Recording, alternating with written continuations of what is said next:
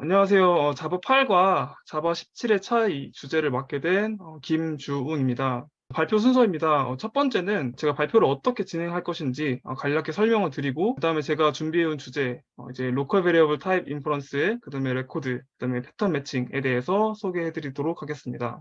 먼저 소개입니다.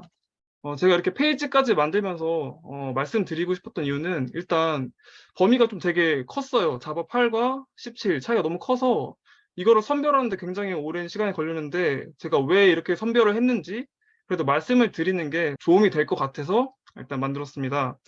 그래서 저희가 지금 교육받고 있는데 도움이 됐으면 좋겠고, 그다음에 실제로 저희가 사용할 수 있었으면 좋겠다는 관점에서 주제를 좀 선정을 했고요. 주제가 비교지만 자바 8과 17만 딱 비교하기보다는 이제 8에서 17로 나아간 거니까 이제 그 사이에 중요하다고 생각한 거를 제가 좀 선별을 해서 진행했습니다. 자료 조사는 제대로 된 정보를 전달하기 위해서 이제 공식 문서를 참고했습니다. 먼저 이제 로컬 베리어블과 타입 인퍼런스입니다. 좀 진부하지만 이런 거 한번 준비해 봤는데요. 빨간색 네모칸이 타입입니다. 이제 여러분들이 저 빨간색 안에 들어갈 게 뭔지 한번 잠깐 생각해 보셨으면 좋겠습니다. 되게 길죠? 이제 넘어가 볼게요. 이제 상단에 있는 게 아까 보여드렸던 것에 대한 답인데요. 콜렉터로부터 시작하죠.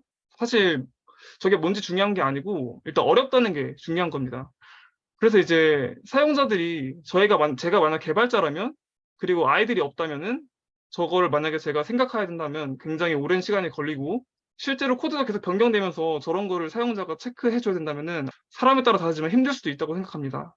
그래서 저는 이런 걸 처음 보는 순간 만약에 자바가 동적 타입 언어였으면 참 좋겠다라는 생각을 했었는데, 다행히도 이제 자바에서도 정적 타입 언어지만 쉽게 타입에 좀 벗어날 수 있게 하는 기능이 있었습니다. 이제 그게 var라는 이제 타입이고요. 저희가 그 강의를 들으면서도 리더님이 var라는 변수를 많이 사용하셔서 실습을 했죠. 그래서 준비를 해봤습니다. 그래서 이 var가 뭐냐라고 하면 일단 지역 변수 타입 추론이라는 개념입니다. 이게 뭐냐면 일단 지역 변수에 한정된 건데, 지역 변수를 선언했을 때 초기화가 같이 된 시기라면은 저렇게 var을 써도 타입을 명시하지 않아도 이제 컴파일러가 컴파일 시간에 알아서 추론을 해가지고 타입을 결정한다는 것입니다. 뭐 동적 언어처럼 런타임에 진행되는 거 아니고 컴파일 시간에 컴파일러가 주변 맥락에 따라서 이제 타입을 결정한다는 것입니다. 자바 10에 처음으로 도입이 됐고, 이제 코드 보시는 것처럼 바 타입을 통해서 저희가 사용을 할 수 있습니다. 사실 자바 이게 타입 추론인데 이게 로컬 베리어블 타입 인퍼런스가 첫 시도는 아니었습니다. 자바 5부터 자바 7, 자바 8까지 이 타입 추론이라는 시도가 굉장히 많이 있었고요. 제 생각에서는 이 타입 추론이 이제 이 두 번째 문구가 가장 적절한 설명이라고 생각을 하는데, 이제 주변의 맥락을 따져서 컴파일러가 알아서 타입을 추론을 한다는 것입니다. 그래서 아까 말씀드렸던 것처럼 물론 관점에 따라 다르겠지만 정적 타입 언어가 주는 약간 이렇게 타입을 명시하는 거에 대해서 힘들게 느끼는 사람들을 위해서 자바가 좀 많이 노력을 한다고 생각을 했습니다. 네, 다음은 이제 그 바라는 지역 변수 타입 추론에 대해서 언제 쓰면 되는지, 그 다음에 어떻게 쓰면 에러가 나는지에 대해서 간략히 준비해 봤는데, 제가 뒤에 실제로 이거를 어떻게 사용하면 좋을지에 대한 사례를 준비해 왔기 때문에 잠깐 이 특징을 좀 보고 가시는 게 도움이 될 것 같아서 준비를 했습니다. 그래서 언제 사용하냐라고 하면 이제 지역 변수에 해당된다고 했잖아요. 그래서 초기화, 그 다음에 메서드 지역 변수, 그 다음에 저희 폼은 하나의 블록이죠. 그리고 이제 함수의 반환값, 반환값을 받을 때, 그 다음에 반환값으로 사용할 때 사용됩니다. 이때 반환값으로 사용할 때가 타입이 아니고 리턴해서 반환하는 그 변수를 말하고요. 그 다음에 하면 안 되는 게 뭐냐면 이제 초기화가 안 된 지역 변수. 아까 컴파일러가 초기화된 정보를 바탕으로 추론을 한다 했잖아요. 그래서 초기화가 안 된 변수는 안 돼요. 에러가 나요. 그리고 메서드 반환값 타입, 이제 그 저희가 메서드 명시했을 때 그 타입이 오면 안 되고, 마찬가지로 이제 메서드 파라미터에도 그 타입으로 바가 오면 안 돼요. 또 이제 널로 초기화된 거는 이제 추론을 할 수 없으니까 당연히 안 된다고 생각하시면 됩니다. 그래서 이제 제가 어떻게 하면 좀 도움이 될까 해서 활용 사례를 좀 이제 봤는데, 오라클 공식 문서에 이제 테크니컬 아티클이라는 게 있더라고요. 거기서 이제 이렇게 사용해라 라는 가이드라인이 있어서 여러분들이 보시면 도움이 될 것 같아서 일단 준비를 했습니다. 빨간색 네모를 먼저 보시면 될 것 같은데, 아까 포문에서 지역 변수 타입 추론을 사용할 수 있다고 했었죠. 이제 그 예시를 보여주는 겁니다. 보시면 이제 이렇게 복잡한 타입이 있지만 var라는 거를 사용해서 딱 봐도 좀 가독성이 좀 높아졌다고 생각이 듭니다. 그리고 또 가독성뿐만이 아니라 실제로 유지 보수했을 때도 이제 var하는 게 굉장히 좀 도움이 되는데, 그 위에 있는 이제 코드에서 이제 스트링을 저희가 이제 city라는 타입으로 변경을 해야 될 때, 이게 만약에 지금 하나지만 뭐 엄청 많이 있다면 일일이 다 바꿔야 되지만, 이제 var하는 것을 사용하면은 알아서 컴파일러가 추론을 하기 때문에 코드를 적게 수정하는 장점도 있습니다. 그래서 이런 사례를 하나 가져왔고요. 또 이제 두 번째 사례는 스타일 가이드라인이라는 게 있었어요. 그래서 뭔가 이렇게 사용해라라기보다는 이런 게 좋다라는 의미로 보시면 될 것 같은데요.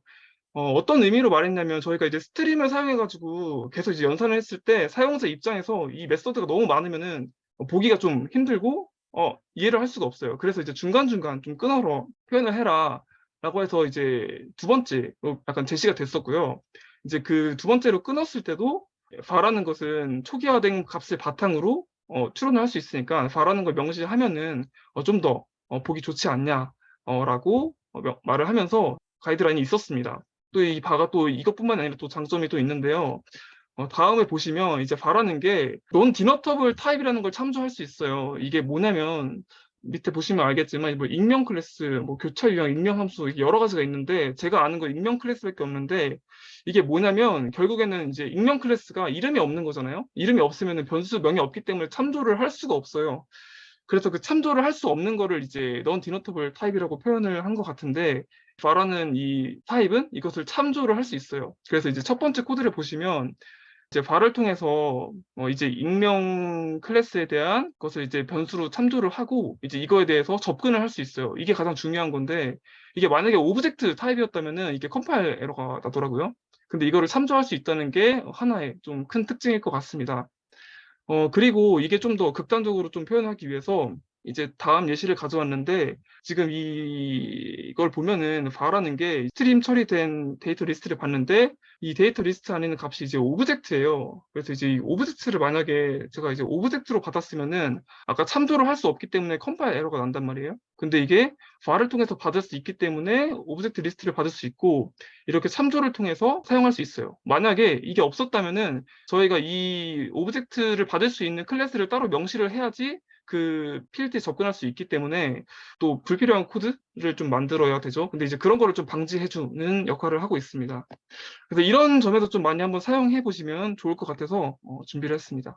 다음은 이제 레코드입니다. 레코드도 저희가 이제 수업 시간에 들었을 때 잠깐 흘려 들었던 개념이어서 이것도 괜찮다 싶어서 가져왔습니다. 이제 레코드가 뭐냐면 이제 결국에는 인원 같은 특별한 클래스인데, 목적이 뭐냐면 저희가 이제 DTO, VO 같이 이제 데이터 전달할 클래스를 작성할 때 이거를 좀 간결하게 해주는 게 가장 큰 목적입니다.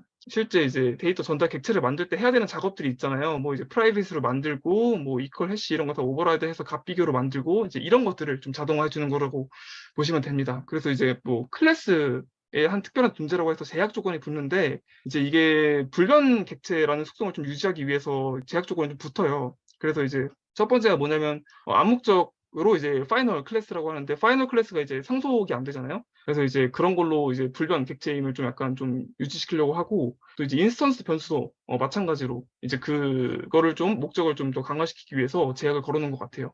나머지는 클래스랑 거의 다 속성이 비슷합니다. 뭐 뉴를 통해서 생성이 되고, 네, 뉴를 통해서 생성이 되고, 뭐 제네릭 사용되고, 중첩되고 다 가능합니다. 그래서 이게 지금 그 구조고요. 헤더라고 표현을 했어요. 헤더하고 바디라고 표현하고, 이제 헤더에 필요한 데이터를 명시를 하게 되면은 자동으로 이제 위와 같은 것들이 이제 생성이 되는 거겠죠. 저희는 안 해도. 그래서 이것도 어떻게 사용하냐라고 좀 생각했는데, 뭐 사용할 건 사실 똑같아가지고 좀 특징을 기반으로 한번 이거는 준비해봤습니다. 이제 생성자 중에서 컴팩트 생성자라는 개념이 있었는데, 이 개념이 좀 약간 특이해서 준비를 했어요.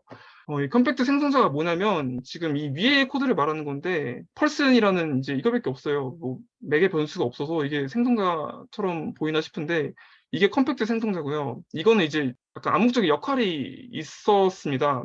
뭐냐면 저희가 이제 데이터를 이제 받을 때 뭐 밸리데이션 작업을 하거나 아니면 전처리 뭐 그런 걸 하잖아요. 이제 그런 작업을 했을 때 주로 사용하는 용도로 만들어준 클래스라고 이제 권고사항이 좀 있었습니다. 그래서 실제로 저희가 불변 객체를 했었을 때 이 레코드를 사용하면은 단순히 값만 넣는 것뿐만 아니라 데이터에 대한 체크도 할 수 있죠. 그래서 되게 유용하다고 생각을 했고, 또 저희가 이제 앞으로 백엔드하면 많이 사용하니까 알아두시면 굉장히 도움이 될 것 같습니다. 이 외에도 이제 생성자, 이제 클래스랑 비슷한 타입이니까 여러 가지 사용자 정의를 통해서 생성자가 만들어지고, 또 주의해야 될 게 있는데, 이거는 지금 시간이 너무 지체됐기 때문에 일단 지나가겠습니다. 또 이제 두 번째는 이제 스태틱 변수도 또 사용을 할 수 있어요. 이건 제가 이제 깃허브에서 어떻게 사용하나 좀 보다가 좀 괜찮은 것 같아서 좀 가져와 봤었는데, 이제 스태틱 그 변수를 통해서 이제 디폴트 메서드를 생성자를 여러 개 만들고 이제 값이 안 왔을 때 이런 걸 좀 채워넣는 경우가 있더라고요. 좀 많았어가지고 혹시 뭐 도움이 될까 해서 한번 가져와 봤습니다. 어쨌든 중요한 거는 아까 인스턴스 변수는 사용할 수 없지만 스태틱 변수는 사용할 수 있다.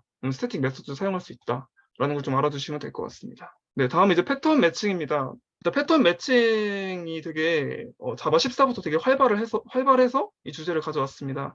일단 패턴 매칭이 저는 정확히 개념이 몰라서 정의를 적어놨고요. 정의가 뭐냐면 이제 특정 패턴에 대해서 이제 데이터나 객체가 그 매칭 여부를 확인하면은 그거에 따라서 이제 동작을 하는 겁니다. 자바 14부터 인스턴스 오브의 타입 패턴 기능이 적용되면서 그리고 또 스위치에 단순히 이제 상수 뭐 이런 걸로 하는 게 아니라 패턴 매칭 기능이 적용되면서 굉장히 이 패턴 매칭이라는 게 활발해졌고요. 그리고 이제 그 예로 자바 16에서 가드 패턴, 자바 17에서 괄호 패턴 등들이 있어서 스위치를 활용해서 굉장히 많은 역할을 할 수 있습니다. 다음으로 타입 패턴하고 가드 패턴, 그 다음에 괄호 패턴 이거를 스위치에서 어떻게 사용하는지 이 사례를 중심으로 한번 얘기해 보겠습니다. 그래서 이제 보시면 첫 번째는 타입 패턴이에요. 자바 14 이전에 사용했던 이제 인스턴스를 보시면 일단 타입 체크를 먼저 하죠. 타입 체크 역할밖에 없었죠. 타입 체크 역할을 하고 또 이거 맞춰서 또 중복되는 작업을 해야 돼요. 캐스팅 역할을 다시 한번 해야 돼가지고 굉장히 불편한 게 있었는데 이제 이 자바 14 이후로 인스턴스 오브 연산자가 좀 이제 좀 세지면서 패턴 매칭 기능을 수행할 수 있어요. 이제 그 역할이 뭐냐면 지금 밑에 보시는 것처럼 타입 체크를 함과 동시에 캐스팅까지 되는 작업입니다. 그래서 보시면은 이 애니멀이 이제 캣과 맞다고 했었을 때 이제 이 결과값이 이 캣에 넘어가가지고 이제 이 캣 변수를 통해서 작업을 수행하는 거고 이 변수의 범위는 이제 이 블록에만 한정된 겁니다.